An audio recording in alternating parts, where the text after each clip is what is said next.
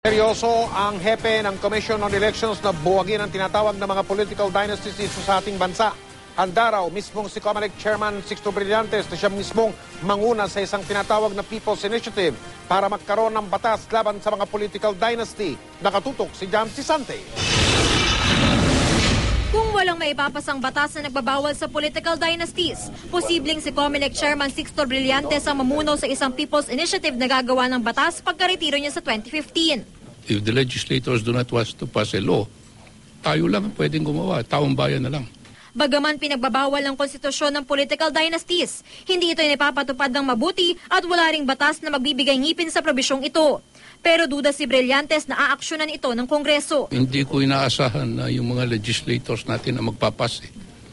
Hindi ako naniniwala dahil kung gusto nila, ang tagal-tagal na nito eh. Nangako naman ang chairman ng Senate Committee on Electoral Reforms na gagawin ng lahat para makapagpasa ng anti-political dynasty law, hindi man umabot sa 2013 election. Mabuti pa nga dito, pag-aralan ng mabuti so that whatever is the product of the committee, kahit hindi pumasa sa kongresong ito, will be the model law for future congresses in their attempt to enact an anti-dynasty law.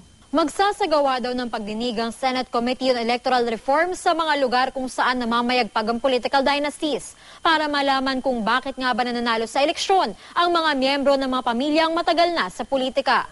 Para kay Senador Serge Osmeña, dapat daw ipagbawal ang pagtakbo ng magkamag-anak hanggang sa second degree of consanguinity or affinity sa isang geopolitical unit tulad ng probinsya.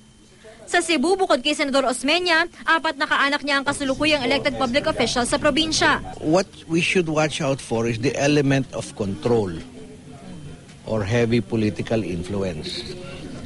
So, pag governor ka, talagang hawak mo yung mga mayors dyan. Senador, it's not also considered a dynasty in the sense na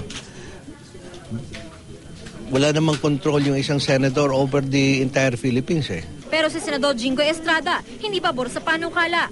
Malabo rin daw maipasa ito sa Kamara na mas maraming miyembro ng political dynasty. Why deprive the relatives of those who are already in power? Why deprive them of the right to serve our country? Alam mo, we have been submitting ourselves to the Filipino electorate. Let the Filipino electorate decide. Matatanda ang nagsabay noon si Estrada at kanyang ina na si Loy Ejercito sa Senado.